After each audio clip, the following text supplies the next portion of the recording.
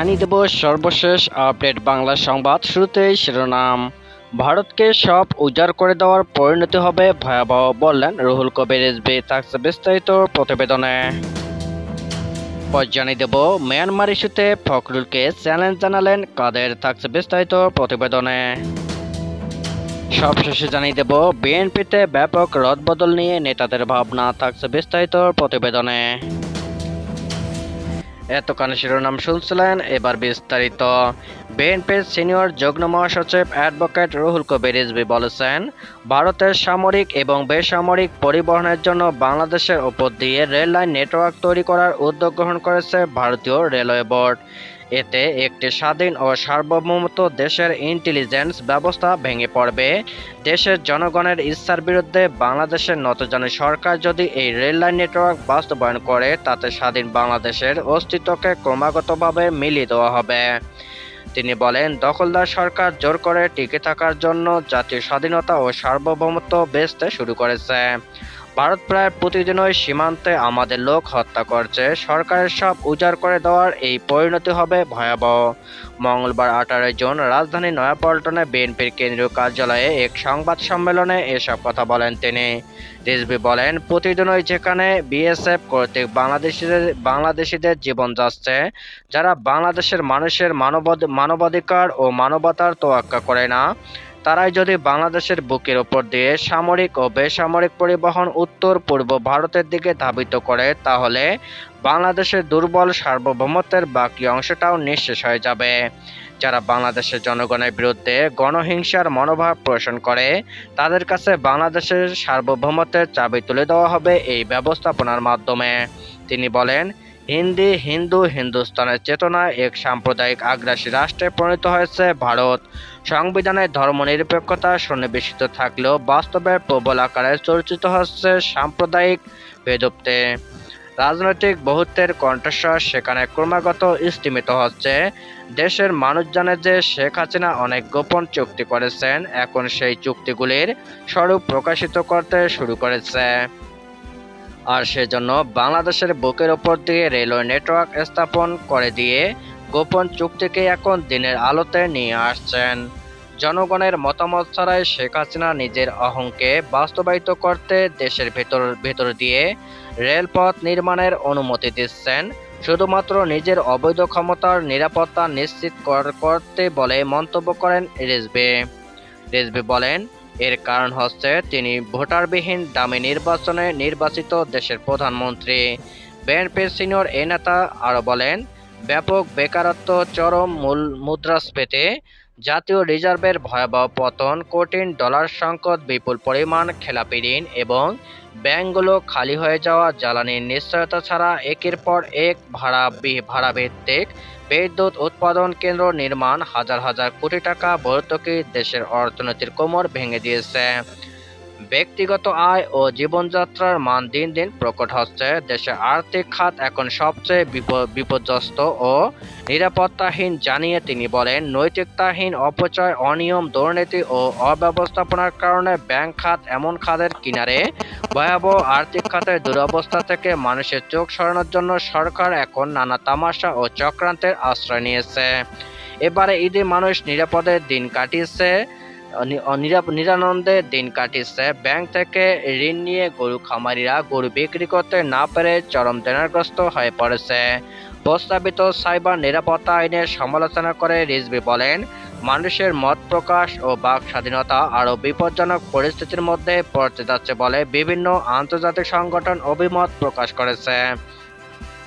আন্তর্জাতিক অধিকার গ্রুপগুলোর ডিজিটাল নিরাপত্তা আইনের যে ধারাগুলো বাতিলের দাবি জানিয়েছিল, সেই ধারাগুলো সাইবার নিরাপত্তা আইনের বিধিমালায় অন্তর্ভুক্ত করা হচ্ছে। প্রস্তাবিত সাইবার নিরাপত্তা বিধিমালা মত প্রকাশ, গণমাধ্যমের স্বাধীনতা ও মানবাধিকার হরণমূলক ধারা সংযোজিত হবে। এটি বাস্তবায়িত হলে আওয়ামী ফ্যাসিবাদ চূড়ান্ত রূপ ধারণ করবে। মিয়ানমার ইস্যুতে বিএনপি মহাসচিব মির্জা ফখরুল ইসলাম আলমগীরকে চ্যালেঞ্জ জানিয়ে আওয়ামী লীগের সাধারণ সম্পাদক ওবায়দুল কাদের বলেছেন, বাংলাদেশের সার্বভৌমত্বে কোথায় আঘাত হানা হচ্ছে? অনুপ্রবেশকারীরা চলে গেছে, জাহাজও সরে গেছে। মঙ্গলবার 18 জুন রাজধানীর ধানমন্ডি আওয়ামী লীগ সভাপতির কার্যালয়ে সাংবাদিকদের সঙ্গে মতবিনিময়কালে এ কথা বলেন ওবায়দুল কাদের। উল্লেখ্য, রোববার 16 জুন দুপুরে ঠাকুরগাঁয়ের তাঁতিপাড়া নিজ বাসভবনে স্থানীয় সাংবাদিকদের সঙ্গে মতবিনিময়কালে মির্জা ফখরুল বলেন, দেশের সার্বভৌমত্বের ওপর আঘাত আসছে আর সরকার বলছে আমরা দেখছি। এমনকি আন্তর্জাতিক সম্প্রদায়ের কাছে এই মেসেজ দেওয়ার জন্য তাদের কোনো স্টেটমেন্ট পর্যন্ত নেই। ঈদের দিনেও সরকারের বিরুদ্ধে বিএনপি অপপ্রচার বন্ধ থাকেনি অভিযোগ করে ওবায়দুল কাদের বলেন, আওয়ামী লীগের পক্ষ থেকে তাদের বিরুদ্ধে কোনো বক্তব্য দেওয়া হয়নি। তিনি বলেন, মূল্যস্ফীতির মধ্যেও 1,40,00,000-এর বেশি পশু কোরবানি হয়েছে, যা গতবারের তুলনায় বেশি। মূল্যস্ফীতির কারণে ঈদ ব্যাহত হয়েছে, বিএনপির এই তথ্য ঠিক নয়। আওয়ামী লীগের সাধারণ সম্পাদক বলেন, সমালোচনা করে বিএনপিসহ তাদের সমর্থকরা দেশটাকে শ্রীলঙ্কা বানিয়ে ফেলার চেষ্টা করছে। মূল্যস্ফীতি আছে, তবে এটা কমানোর চেষ্টা চালিয়ে যাচ্ছেন প্রধানমন্ত্রী শেখ হাসিনা। তিনি বলেন, দুর্নীতির বিরুদ্ধে জিরো টলারেন্স নীতি ঘোষণা দিয়েছেন শেখ হাসিনা এবং দুদককেও স্বাধীন করেছেন তিনি। যত প্রভাবশালী হোক, দুর্নীতি করলে কারো ছাড় নেই। হঠাৎ করেই ব্যাপক রদবদল ঘটেছে বিএনপিতে। এক রাতের মধ্যে 9টি কমিটি বিলুপ্ত করার পাশাপাশি ঘটেছে দলের গুরুত্বপূর্ণ পদে পদোন্নতি। দলের বিভিন্ন স্তরের নেতারা কমিটি পুনর্বিন্যাসকে চলমান প্রক্রিয়া হিসেবে দেখলেও রাজনৈতিক বিশ্লেষকদের মতে এই রদবদল সরকার পতন আন্দোলনের নেতাদের ব্যর্থতা এবং নেতাকর্মীদের নিষ্ক্রিয়তার মূল কারণ। তবে এই রদবদল যোগ্যদের মূল্যায়নের পাশাপাশি আগামী আন্দোলন কর্মসূচিতে অনুপ্রেরণা হিসেবে কাজ করবে বলে মনে করছে বিএনপির উচ্চ পর্যায়ের নেতারা। বিএনপি ক্ষমতা ছাড়ার পর চারটি জাতীয় নির্বাচনের দুটিতে ব্যাপক পরাজয় আর বাকি দুটিতে অংশ না নেওয়ায় ব্যাকফুটে থাকা বিএনপি প্রতিবারই চেষ্টা করছে ঘুরে দাঁড়াবার। সরকার হটানোর আন্দোলনে দলটি তাদের রাজনৈতিক কৌশলে এনেছে ব্যাপক পরিবর্তন।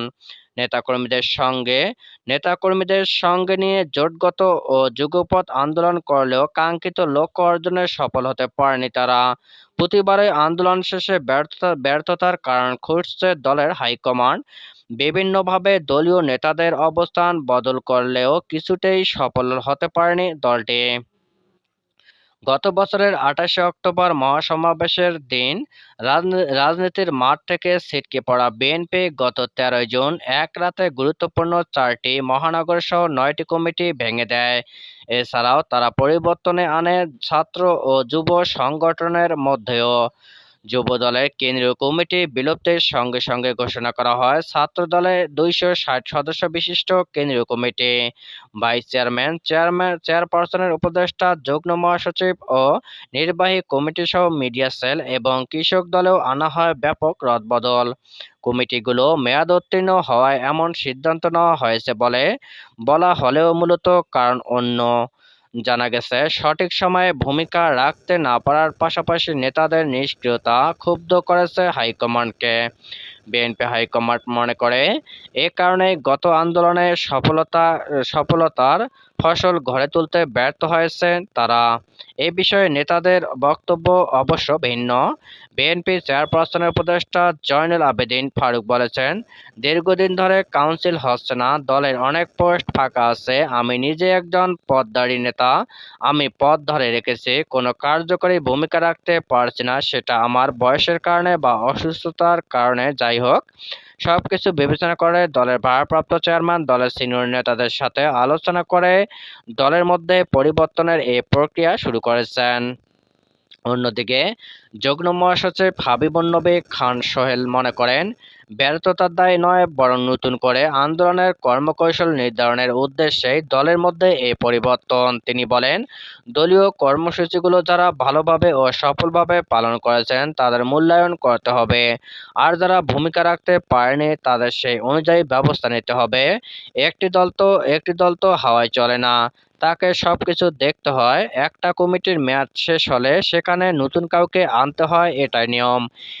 ঈদের মাত্র দুদিন আগে এমন রদবদলে দলের ভেতরে অস্থিরতা বিরাজ করছে, এটা যেমন সত্যি, তেমনি এই নতুন নেতৃত্ব পরবর্তী আন্দোলনে দলীয় কর্মীদের উজ্জীবিত করবে বলে মনে করে বিএনপির শীর্ষ পর্যায়ের নেতারা। উল্লেখ্য, গত বৃহস্পতিবার মধ্যরাতে বিএনপির ঢাকার দুটি সহ উত্তর ও দক্ষিণ চট্টগ্রাম ও বরিশাল মহানগর কমিটি ভেঙে দেওয়া হয়। একই সময় জাতীয়তাবাদী ছাত্রদলের ঢাকার 4টি আঞ্চলিক কমিটি এবং যুব দলের কেন্দ্রীয় কমিটিও বিলুপ্ত ঘোষণা করা হয়। তবে বিএনপি ও যুব দলের এই ওলটপালটের মধ্যে গত শনিবার কেন্দ্রীয় ছাত্রদলের 260 সদস্যের আংশিক পূর্ণাঙ্গ কমিটি ঘোষণা আসে। নির্বাহী কমিটিতে 33 পদের নেতাদের কাউকে কাউকে কাউকে নতুন যুক্ত করা হয়েছে, আবার কারো কারো কারো পদ পরিবর্তন করা হয়েছে। এই রদবদলের উপদেষ্টা পরিষদের 11 জনকে যুক্ত করা হয়েছে। তাদের মধ্যে রয়েছেন জহিরুদ্দিন স্বপন, মেজর জেনারেল অবসরপ্রাপ্ত শরীফ উদ্দিন। সাংগঠনিক সম্পাদক সহ বিভিন্ন পদে রদবদল: কাজী সাইদুল আলম সাংগঠনিক সম্পাদক ঢাকা বিভাগ, সৈয়দ শাহীন শওকত খালেক সাংগঠনিক সম্পাদক রাজশাহী বিভাগ, জি কে গাউস সাংগঠনিক সম্পাদক সিলেট বিভাগ, শরীফুল আলম সাংগঠনিক সম্পাদক ময়মনসিংহ বিভাগ, সুলতান সালাউদ্দিন প্রচার সম্পাদক, মোর্শেদ হাসান খান গণশিক্ষা সম্পাদক, শামীমুর রহমান গবেষক বিষয়ক সম্পাদক। আন্তর্জাতিক সম্পর্ক বিষয়ক কমিটি পুনর্গঠন: আন্তর্জাতিক সম্পর্ক বিষয়ক কমিটি পুনর্গঠন করা হয়েছে। তারেক রহমান এ কমিটির প্রধান হলেও কার্যত দলের স্থায়ী কমিটির সদস্য আব্দুল মঈন খানের নেতৃত্বে কমিটি কাজ করবে বলে জানা গেছে। দলের স্থায়ী কমিটির সদস্য আমির খসরু মাহমুদ চৌধুরী আগের কমিটির প্রধান ছিলেন। নতুন এই কমিটির অন্য সদস্যরা হলেন: নজরুল ইসলাম খান স্থায়ী কমিটির সদস্য, আমির খসরু মাহমুদ স্থায়ী কমিটির সদস্য, আলতাফ হোসেন চৌধুরী ভাইস চেয়ারম্যান, আব্দুল আওয়াল মন্টু ভাইস চেয়ারম্যান, নিতাই রায় চৌধুরী ভাইস চেয়ারম্যান, ইসমাইল জবিউল্লাহ চেয়ারপারসনের উপদেষ্টা পরিষদের সদস্য, হুমায়ুন কবির আন্তর্জাতিক বিষয়ক সম্পাদক, সিরাজুল ইসলাম সাবেক রাষ্ট্রদূত ও তাজবিরুল ইসলাম কুড়িগ্রাম জেলা বিএনপির সভাপতি।